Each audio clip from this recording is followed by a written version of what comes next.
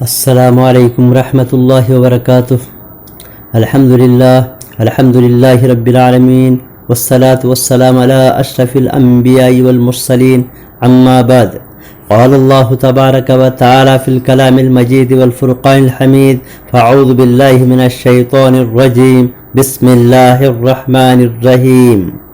انا انزلناہ فی لیلۃ القدر وما ادراک ما لیلۃ القدر لیلۃ القدر خیر من الف شہر. صدق اللہ العلی العظیم. عزیزان گرامی، اب میں نے آپ کے سامنے کلام پاک کی ایک سورت کی چند آیتیں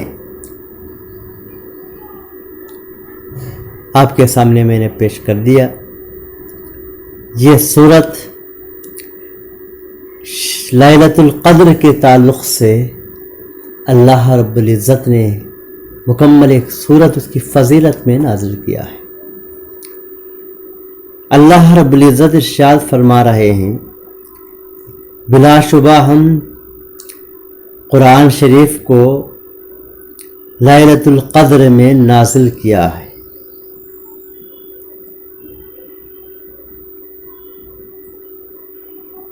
یہ لیلۃ القدر کیا چیز ہے آپ کو پتہ ہے؟ یہ 1000 مہینوں سے بہتر ہے. تو لیلۃ القدر کی فضیلت کے لیے یہ ایک دو چند آیتیں کافی تھی، لیکن اللہ رب العزت نے پوری سورت نازل کی. اتنی بڑی بابرکت رات ہے. اب یہ لیلۃ القدر کب ہوتی ہے، شب قدر کب ہوتی ہے؟ تو اس کے تعلق سے احادیث میں رمضان کے آخر عشرے میں تلاش کرنے کا حکم دیا گیا ہے. اس میں بھی طاق راتوں کا بھی ذکر آتا ہے. طاق راتیں، اس میں عبادت کرنا ہے. لیکن عبادت کیسے کی جائے؟ بندہ ہو اس کا اللہ ہو، اس کے علاوہ کوئی نہ ہو.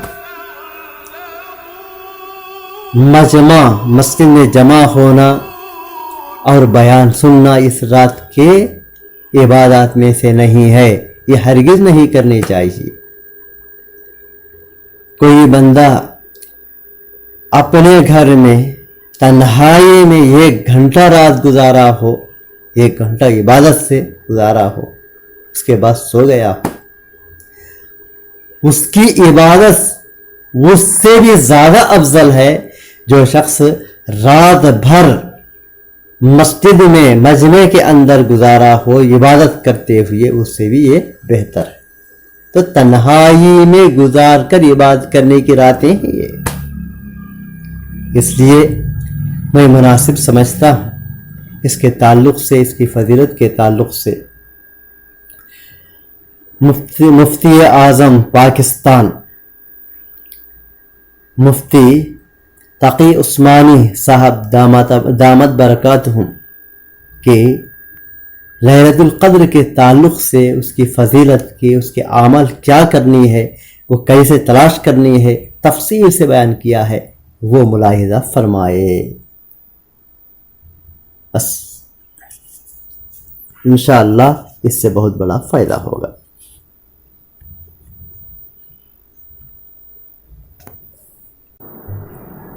مفتی تقی عثمانی صاحب دامت برکاتہ نے جس طرح بیان کیا ہے، جس طرح بتائی ہیں، اسی طرح ہمیں رات تنہائی میں گزار کر عبادت کریں گے تو اس کا بہت بڑا فائدہ ہوگا انشاءاللہ تعالی.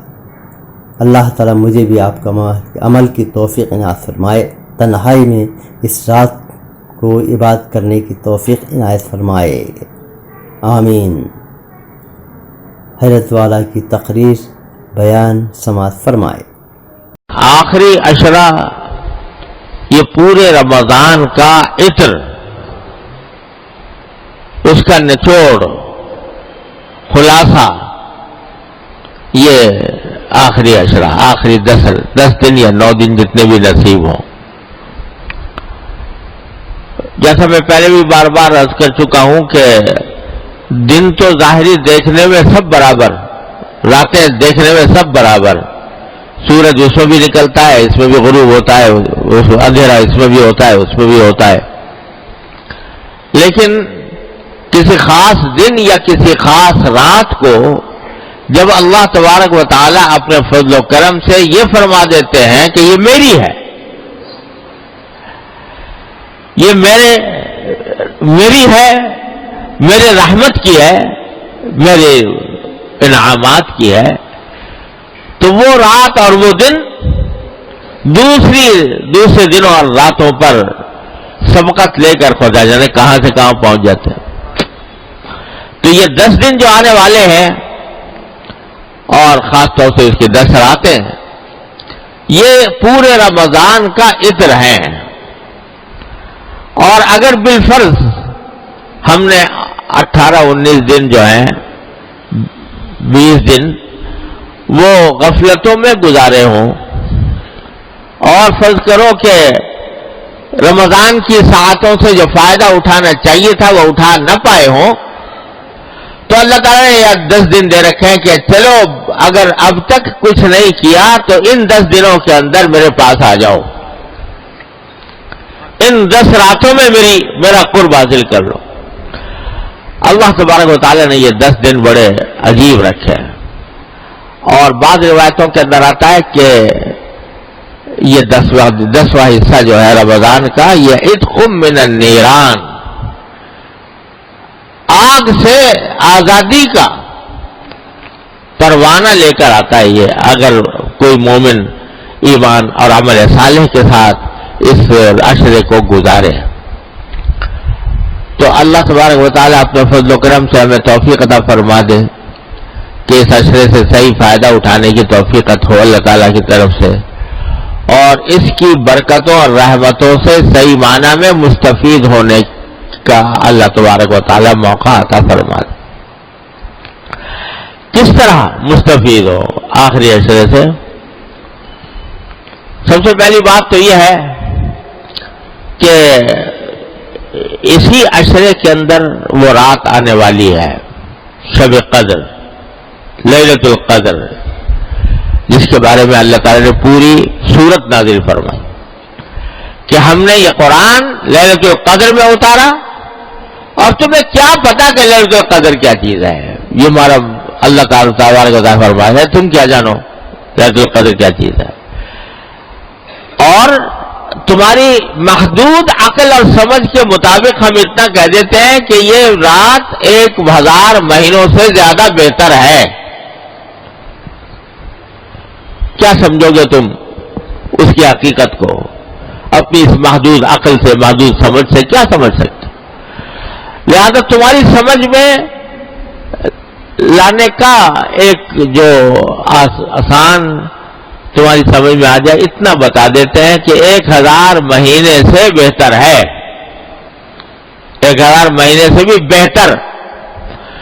اور عربی میں جو لفظ استعمال فرمایا خیر، وہ معمولی بہتر کے لیے نہیں آتا، یعنی جیسے 19-20 کا فرق ہو، 20-21 کا فرق ہو، اس کے لیے نہیں کہتے خیر، بہت زیادہ، جب ایک چیز دوسری چیز سے بہت بہتر ہو تب کہتے ہیں خیر۔ تو خیر من الف کے معنی 1000 مہینے سے بھی بہت بہتر۔ کتنی بہتر؟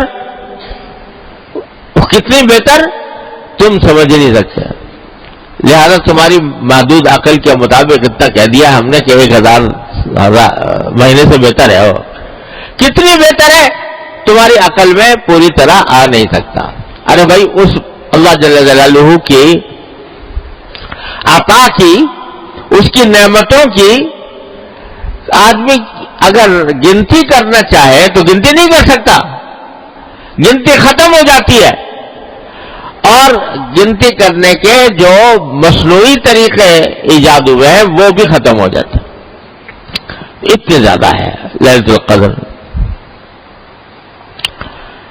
اللہ اکبر کبیرہ. تو جب نبی کریم صلی اللہ علیہ وسلم کو یہ بتایا گیا کہ لیلۃ القدر اتنی عظیم الشان رات ہے، تو اب دیکھیے رسول کریم صلی اللہ علیہ وسلم نے شروع میں یہ نہیں بتایا گیا تھا کہ کس وقت ہوگی، بلکہ یہ بھی نہیں بتایا گیا تھا کون سے عشرے میں ہوگی. تو رسول کریم صلی اللہ علیہ وسلم نے شروع میں پورے مہینے کا اعتکاف فرمایا. پتہ نہیں تھا نا کہ کون سی رات شب قدر ہوگی، تو اس مہینے کے کسی بھی دن میں ہو سکتی ہے. تو آپ نے پورے مہینے کا اعتکاف فرمایا کہ بہرحال کسی نہ کسی رات میں تو ہے، تو وہ رات اگر اعتکاف کی حالت میں گزر جائے گی تو انشاءاللہ اس میں عبادت میرے نام اعمال میں لکھی جائے گی. ایک عشرہ گزرا، دوسرا عشرہ گزرا، تو دوسرے عشرے کے وقت میں جب دوسرا عشرہ آیا، یعنی 10ویں تاریخ سے کی رات سے اور 20 کی صبح تک، تو 20 کی صبح کو عشرہ ختم ہو رہا تھا، تو بعض صحابہ کرام نے اپنا جو سامان تھا اعتکاف کا وہ گھر لے گئے، بھیج دیا کہ آج شام سے اٹھیں گے اعتکاف سے، کیونکہ ہر 10 دن کا اعتکاف کی نیت کی تھی. تو اٹھنے تھے.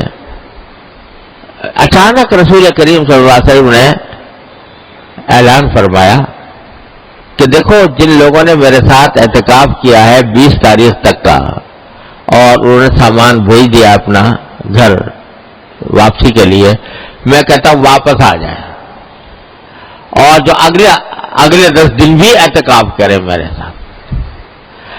اور وجہ یہ بتائی کہ اب مجھے اللہ تبارک و تعالیٰ کی طرف سے بتایا گیا ہے کہ لیلۃ القدر آخری عشرے میں ہوگی. پہلے یہ بات نہیں بتائی گئی تھی، اس واسطے اعتکاف دوسرے عشرے کا دن بھی چل رہا تھا، اور صحابہ کرام نے ختم بھی کر دیا تھا. 20 تاریخ کو اپنے سامان بھیج دیا تھا کہ گھر جائے.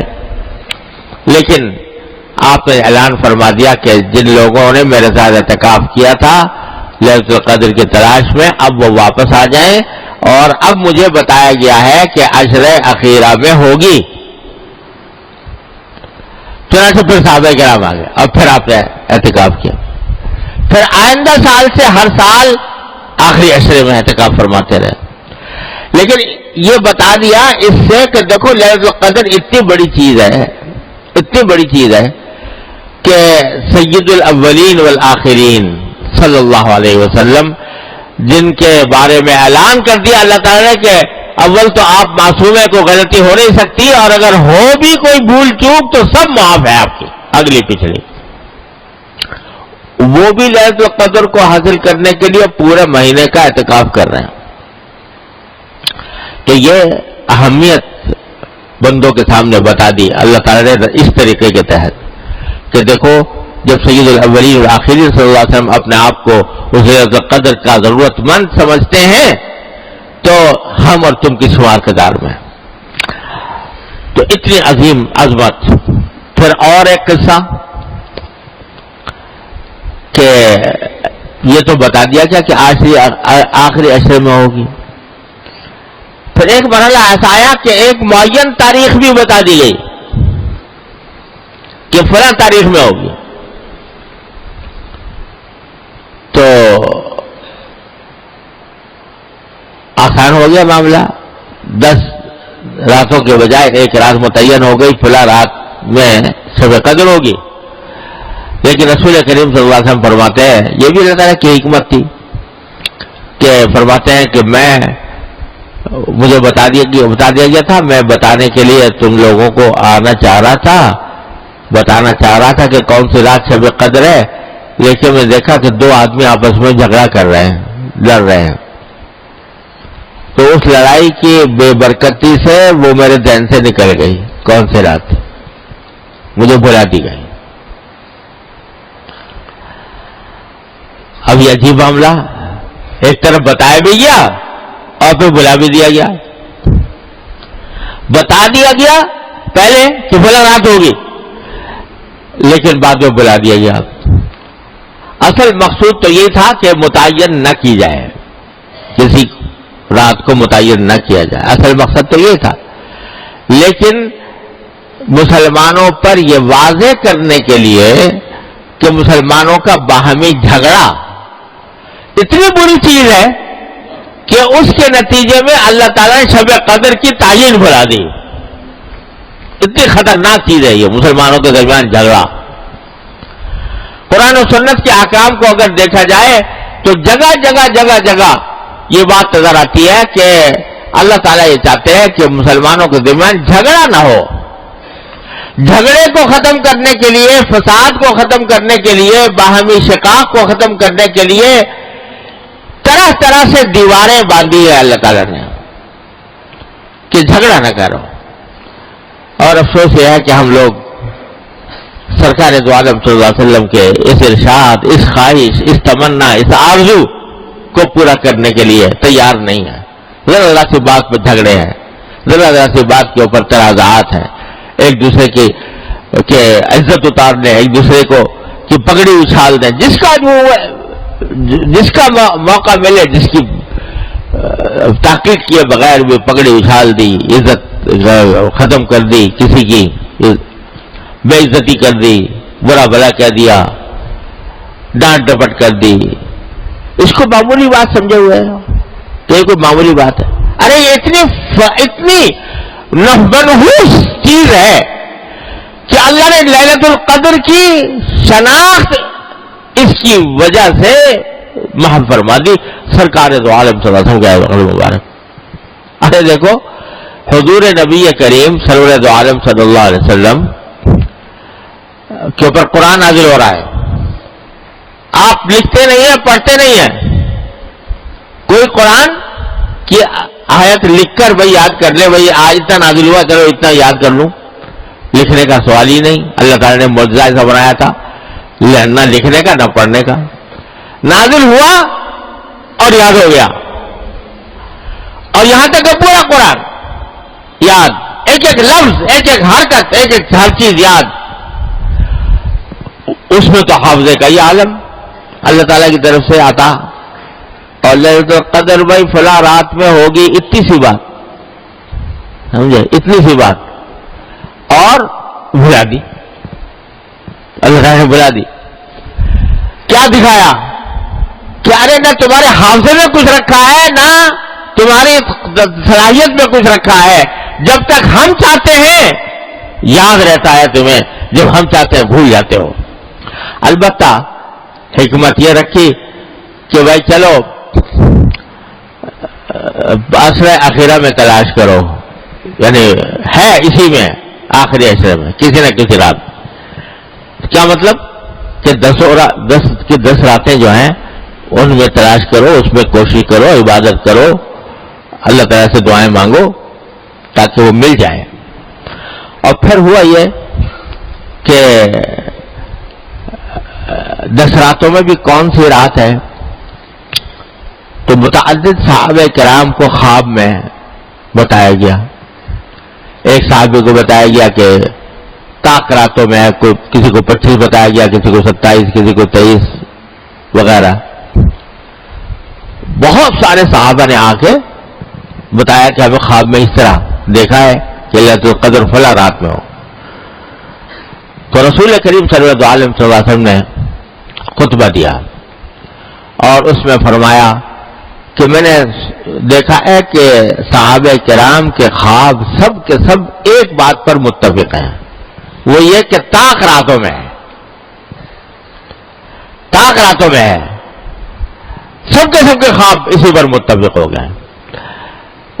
اور مجھے بھی اللہ تبارک و تعالیٰ نے یہ علم عطا فرما دیا کہ طاق راتوں میں، لہذا تم طاق راتوں میں شمار کرو، وہ تلاش کرو، 21، 25، 23، 25، 27، 29 اس میں تلاش کرو. خواب کی وجہ سے نہیں. یاد رکھو خواب کوئی شریعت میں حجت نہیں ہوتا، خواب سے کوئی شرعی مسئلہ ثابت نہیں ہوتا.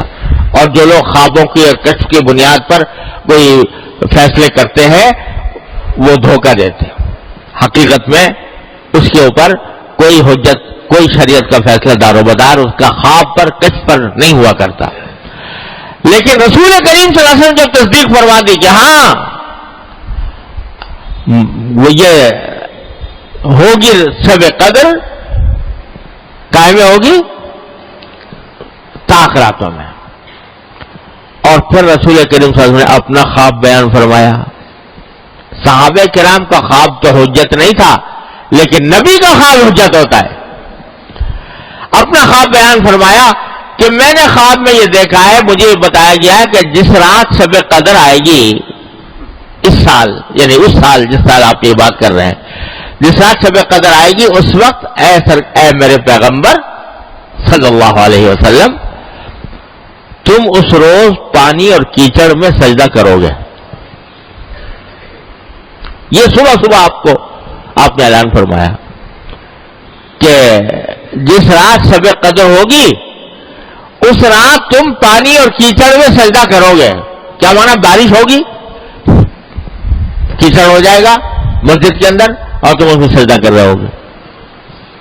یہ صبح کا وقت ہے 20 تاریخ کا، 20ویں رمضان کا. اس وقت آپ نے اعلان فرمایا. صحابہ کرام فرماتے ہیں پورا آسمان صاف پڑا ہوا تھا، کوئی بدلی کا ٹکڑا بھی نہیں تھا. شام کو جب وقت شام کا آتے چاروں طرف سے گھٹائیں امڑی، بارش برسی، یہاں تک کہ مسجد نبوی کا فرش جو ہے وہ اس میں گیلا ہو گیا. نبی کریم صلی اللہ علیہ وسلم نے جب نماز پڑھائی، آپ نے پیشانی مبارک زمین پر رکھی تو پیشانی مبارک پر پانی اور کیچڑ کے آثار نظر آ رہے تھے. اور یہ جو فرمایا گیا تھا کہ تم پانی اور کیچڑ میں سجدہ کرو گے، اس وہ رات میں یہ منظر نظر آ گیا. پتہ چل گیا کہ یہی رات شب قدر تھی. وہ تھی 21ویں شب. 21ویں شب کو یہ واقعہ ہوا. پھر اس کے بعد رسول کریم صلی اللہ علیہ وسلم نے مختلف راتوں یہ سے مختلف احادیث مروی ہے، لیکن ساری روایات کو مد نظر رکھ کر بزرگوں نے جس بات کو صحیح قرار دیا ہے، راجح قرار دیا ہے، وہ یہی ہے کہ کسی ایک رات میں متعین نہیں ہے. کبھی 21 میں ہوگی، کبھی 23 میں ہوگی، کبھی 25 میں ہوگی، کبھی 27 میں ہوگی، کبھی 29 میں ہوگی. کسی سال کسی رات میں، کسی سال کسی رات. تو بھائی یہ اللہ تعالیٰ کی نعمت آنے والی ہے، اس کو فضول ضائع کرنے سے بچانے کی ضرورت ہے. کیا کریں اس میں؟ رات کے وقت میں جاگنا جتنا ہو سکے. اس جاگ کر اس کو میلے ٹھیلوں کی نظر نہ کرو خدا کے لیے کہ چراغاں ہو رہا ہے اور جلسے ہو رہے ہیں اور تقریریں ہو رہی ہیں اور تقریب ہو رہی ہے اور دعوتیں ہو رہی ہیں اور دیگیں چل رہی ہیں اور برتن کھنکھنا رہے ہیں اور اس کا انتظام ہو رہا ہے. ساری رات ضائع ہو گئی اسی میں. ارے بھائی یہ اللہ تعالیٰ کی نعمت ہے. یہ ایسی رات ہے کہ اس میں بندہ ہو، اس کا اللہ ہو. بس کوئی تیسرا حائل نہ ہو بیچ میں، بندہ اور اس کا اللہ. بس آپس میں براہ راست رابطہ قائم کرو. کس طرح کرو؟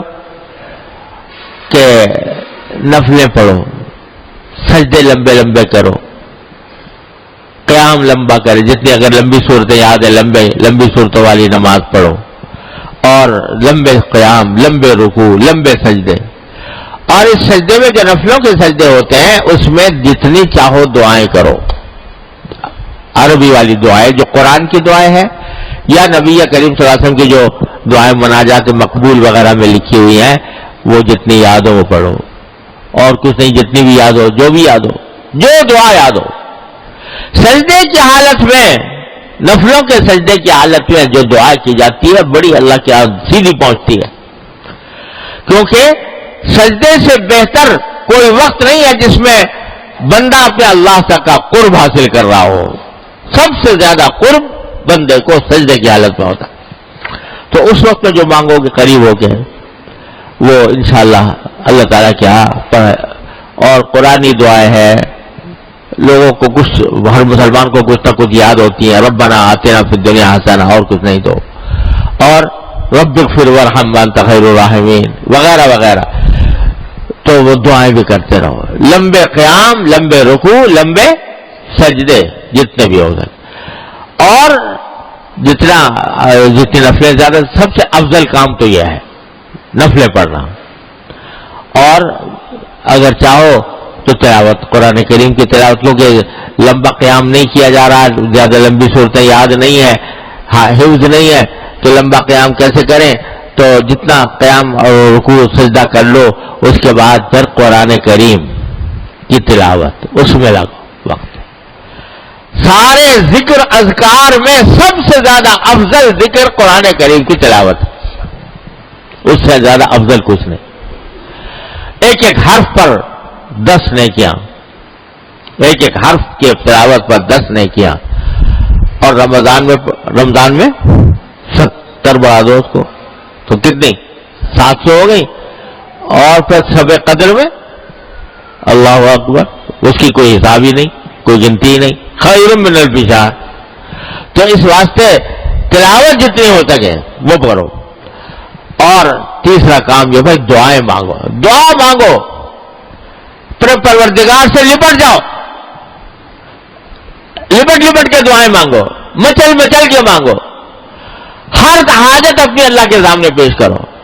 اور وہ کریم کی بارگاہ ایسی ہے کہ ہر مانگنے پر، ہر دعا پر بھی تمہارے لیے نیکی لکھی جا رہی ہے. جو مانگ رہے وہ ملے یا نہ ملے، لیکن جو دعا مانگی، ہر دعا عبادت، ہر دعا نیکی. چاہے اپنے دنیاوی مقاصد کے لیے مانگ رہے ہو، یا اللہ مجھے صحت دے دے، یا اللہ میرا قرض ادا ہو جائے، یا اللہ میرا مکان بن جائے، یا اللہ مجھے سواری اچھی مل جائے، یا اللہ میری اولاد کو ترقی ہو جائے، یا اللہ مجھے روزگار میں، یہ ساری دعائیں جو کر رہے ہو، ہر دعا عبادت، ہر دعا نیکی. تو دعاؤں کی کثرت. اور ہم اور آپ کیا مانگیں گے؟ دعائیں مانگنا بھی نہیں آتا. مانگنا آتا ہے؟ اللہ میاں سے کس طرح مانگنا چاہیے؟ مانگنا بھی نہیں آتا. وہ مانگنا بھی سکھا گئے نبی کریم سرور عالم صلی اللہ علیہ وسلم، وہ بھی وہی سکھا گئے. تو اس کی آپ کی مانگی ہوئی دعائیں، مناجات مقبول، الحزب العظم، پتہ نہیں کتنی کتابیں چھپی ہوئی ہیں جس میں رسول کریم سرور عالم صلی اللہ علیہ وسلم کی مانگی ہوئی دعائیں ہیں. وہ ایسی دعائیں ہیں کہ ہمارے آپ کے تصور میں بھی نہیں آ سکتی تھی، جو سرکار دو عالم صلی اللہ علیہ وسلم سکھا گئے. دنیا اور آخرت کی کوئی بھلائی ایسی نہیں ہے جو آپ نے مانگ نہ لی ہو. ہمارے تصور میں بھی نہیں آ سکتی تھی جو سرکار دو عالم صلی اللہ علیہ وسلم نے ہمیں مانگ کے بتا دی. یہاں تک مانگ لیا اللہ نے، حضور اقدس صلی اللہ علیہ وسلم نے، کہ یا اللہ خشکی میں، سمندر میں آپ کا کوئی بندہ، کوئی بندی جو بھی کوئی دعا مانگ رہا ہو، جو چیز اچھی اس نے مانگی ہو، اے اللہ میں بھی اس کا محتاج ہوں، وہ مجھے بھی دے دے، وہ بھی مجھے دے دے. اس سے زیادہ اور کیا مانگے گا کوئی آدمی؟ یہ بھی مانگ کے بتا دیا کہ یا اللہ آپ کے نبی کریم صلی اللہ علیہ وسلم نے جتنی دعائیں مانگی، جتنے کام، جتنی اچھائیاں مانگی، یا اللہ وہ سب میں مجھے دے دے.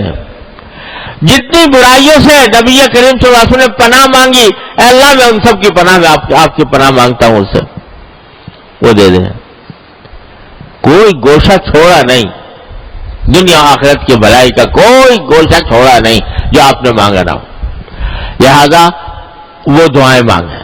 مناجات مقبول کے نام سے چھپی ہوئی ہے کتاب، اور حضور اقدس صلی اللہ علیہ وسلم کی مانگی ہوئی دعاؤں کی اور بھی کتابیں ہیں، حزب العظم بھی ہے، پتہ نہیں کیا کیا ہے. تو وہ اس میں یہ 3 کام ہے کرنے کے.